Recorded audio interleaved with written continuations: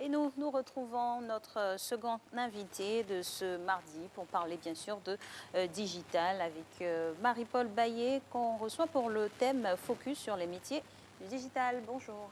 Bonjour Alix, Baillet. tu vas bien? Ça va, je vais bien. Dieu merci alors. Bonjour Marco. Eh oui, c'est vrai. Alors, les métiers du digital, quand on fait un petit récapitulatif, on a quoi comme métier, hein, de façon globale? Alors, il faut d'abord savoir qu'avec l'arrivée d'Internet, de nombreux métiers ont disparu. Et beaucoup de métiers ont commencé à venir ou ont commencé à être vus parce qu'ils existaient déjà. Et donc, Internet a favorisé beaucoup de métiers. Aujourd'hui, on va faire éventuellement, comme on l'a dit, un focus sur certains métiers. Alors, le premier métier qu'on a repéré, c'est le métier de digital marketeur ou responsable marketing digital. Alors, qu'est-ce que c'est? Ce métier s'impose peu à peu dans les grandes entreprises. Toutes les entreprises de tous les types, dans tous les secteurs, commencent à se poser des questions et à définir ou à identifier des responsables stratégiques, donc des responsables stratégie digitale. Donc, le rôle du digital marketeur, qu'est-ce que c'est? Lui, il est à l'intérieur de l'entreprise et il essaie d'accompagner l'entreprise dans sa digitalisation. Qu'est-ce qu'on entend par digitalisation? C'est sa présence sur Internet, l'entreprise. On parle de l'entreprise, la présence de l'entreprise sur Internet, être sur un site Internet, comment vendre autrement ses services. Donc, c'est ce que le responsable marketing digital fait. Le deuxième métier, c'est le métier de data scientist. C'est quelqu'un qui est aussi en entreprise. On peut avoir toutes les formations, mais il faut être statisticien. En français, data scientist, responsable des data, quelqu'un qui comprend, analyste des data. Donc, c'est une personne qui va recevoir toutes sortes de données. Donc, ça peut être des sons, des vidéos, des mails, des photos. Et il va essayer de comprendre ces données, de les comprendre par rapport à la cible que recherche l'entreprise, de les comprendre par rapport aux services que recherche l'entreprise et éventuellement proposer des axes de solutions pour différents services qui seront donnés un peu plus après. Après lui, on a celui qui est, lui, présent spécifiquement sur le site Internet, qui est le web analyste. Le web analyste, c'est quelqu'un qui, lui, travaille spécialement et spécifiquement sur la présence du site Internet. Donc, une entreprise qui se dit être sur Internet, donc qui est digitalisée, à un site Internet. Et donc, on a plusieurs personnes qui passent, qui recherchent des informations ou des services. Donc, le web analyste, lui, va recevoir toutes ces données-là. Donc, comment les gens se connectent via ordinateur ou téléphone, et il va essayer de comprendre le mouvement des différents clients, des internautes, et éventuellement remonter l'information au marketing ou à l'entreprise. Et l'entreprise, elle, va commencer à concocter différents services pour ces personnes-là. Après ces métiers un peu techniques, on a un métier en fait qui s'est vraiment révélé à nous, qui est le social media manager qu'on connaît très bien. Donc le social media manager, quant à lui, est une évolution du métier de community manager. Community manager qu'on a quand même l'habitude d'entendre à cause des réseaux sociaux. Donc, tout comme le community manager, il doit s'assurer de la bonne image de l'entreprise, la bonne image que véhicule l'entreprise sur Internet. Contrairement au community manager, lui, il est plus stratégique, donc il va intervenir sur tous les réseaux sociaux, il va comprendre stratégiquement et décider stratégiquement l'intervention de l'entreprise via Facebook, Twitter, YouTube, LinkedIn et tous les autres réseaux sociaux qu'on connaît.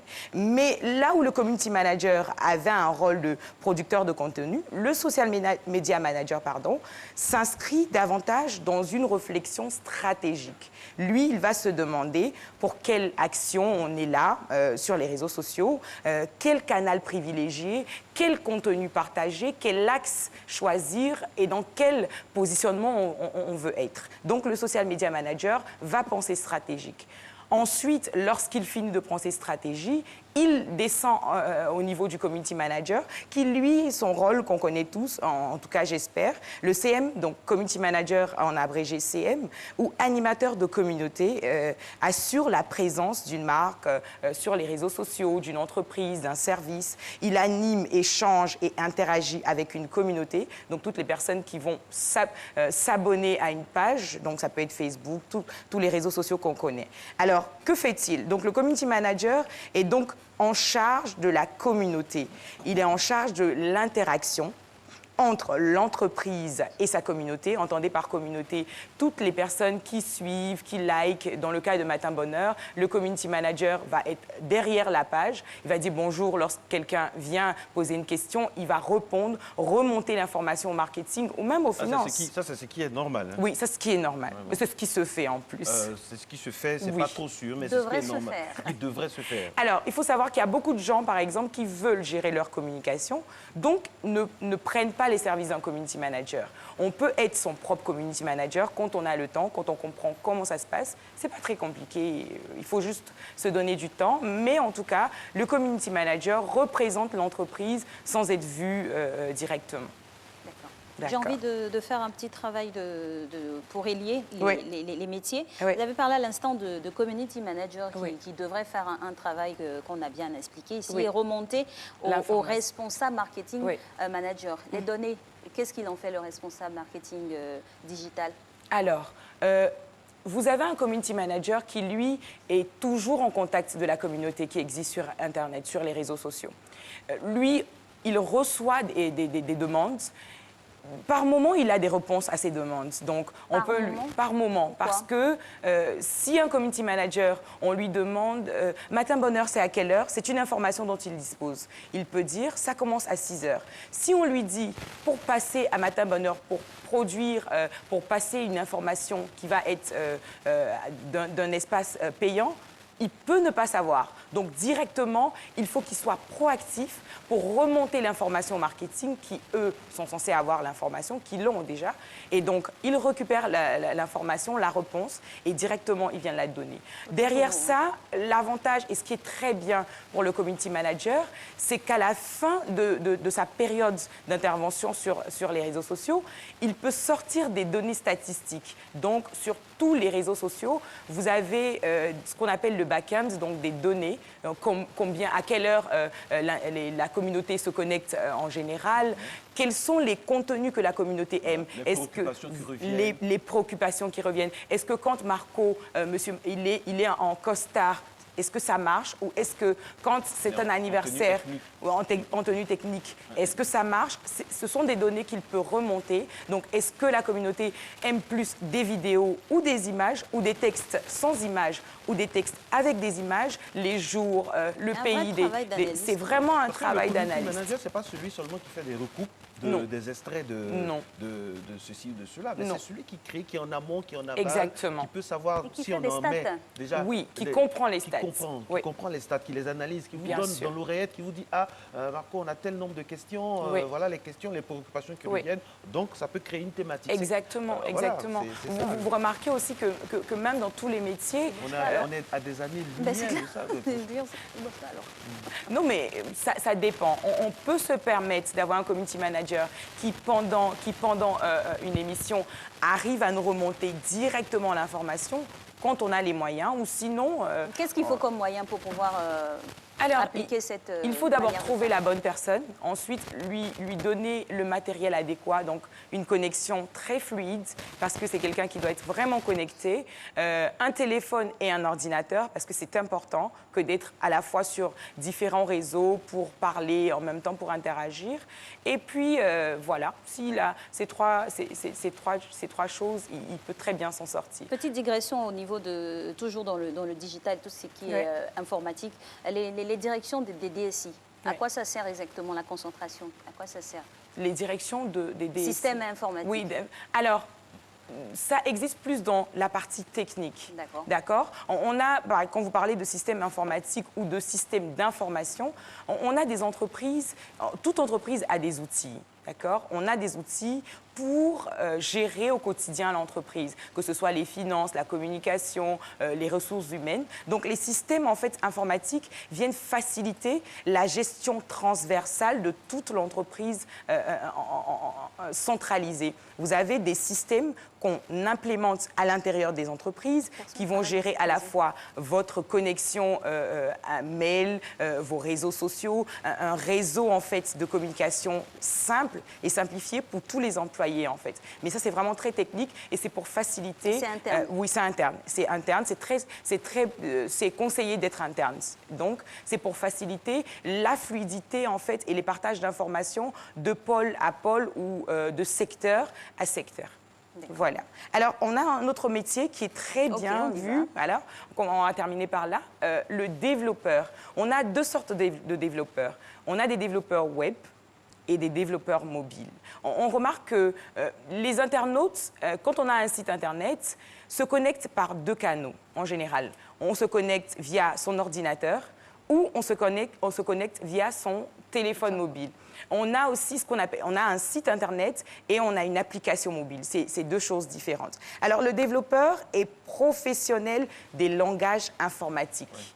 Il fait du HTML, du Drupal, du WordPress. C'est vraiment... Des thèmes techniques. Un cerveau. Voilà. C'est vraiment quelqu'un qui est très technique. On dit en général qu'il fait du code. Lui, on ne le voit pas beaucoup, on ne communique pas beaucoup sur lui. Mais c'est vraiment grâce à eux que nous pouvons discuter... Rien à voir avec les likes ou les... Non, du tout. Du tout. C'est deux choses différentes. Le hacker, c'est vraiment quelqu'un de très technique. C'est comme la tour de contrôle. Hein, voilà. Nous, les marketeurs, le marketeur pense la solution et le développeur conçoit la solution. Il la conçoit de façon technique. Un exemple, j'ai un ami qui s'appelle Delmo 225 qui travaille avec les agriculteurs. Exactement. Il est souvent en contact avec des développeurs, mais vraiment qui vont dans les champs, qui vont chez les paysans pour comprendre. Oui. Parce que c'est un travail, hein, mais colossal. Quoi. Si vous avez un bon développeur, vous êtes gâté, comme on dit dans le Si vous avez un bon développeur, vous avez une bonne présence sur les réseaux, sur Internet. Parce que votre site, il est très bien ficelé, donc il est sécurisé et puis tout le monde est content. Donc, il faut dire que lui, il est très technique, donc il y a plusieurs langages. Donc, on peut avoir une formation technique pour ça, ou on peut se former de façon simple pour être développeur d'applications ou développeur mobile. Donc, voilà. Donc, après le développeur, on a une personne aussi qui intervient dans toute la chaîne de digitalisation, qui est le chef de projet web. Il établit un cahier de charges. C'est la personne qui fait l'interface entre le client, il comprend la demande du client, il la récupère, il l'élabore, il définit les tâches et il fait intervenir en fait les techniciens. Donc lui, il élabore le cahier de charges, il coordonne tous les intervenants sur le projet, que ce soit le développeur, le designer. Il intervient sur une refonte, une conception de site Internet, une compréhension même d'un projet web. Et lui, en fait, il est la personne qui va vous expliquer en tant que client, si vous n'avez pas de compétences techniques, comment ça va se faire pour arriver à la production technique de votre solution. Donc voilà. Donc voilà. Plusieurs corps de métier en tout cas, pour faciliter vraiment la vie à tout utilisateur. Alors, ce qu'il faut retenir, c'est qu'on a beaucoup parlé de fonctionnalités ou de métiers techniques, mais il faut savoir qu'il y a des formations, mais il y a la possibilité également de s'auto-former. On a des cours en ligne qui sont gratuits, des personnes qui sont techniciens, qui aiment partager, qui mettent des vidéos sur YouTube, donc des tutos. Vous pouvez aujourd'hui décider d'être développeur web, vous restez dans votre chambre. Juste accorder du temps et de la volonté. Vous accorder du temps et de la volonté, comme tu l'as dit, et c'est comme ça en fait. Donc voilà. Voilà. Oui. Vous l'avez dit. Le tu ne tue pas. Oui, le tu ne tue pas. Mais bon, c'est vrai qu'en télévision, on opte pour le vous. Qu'importe nos accointances, n'est-ce pas, monsieur? N'est-ce, ma très chère. Exactement.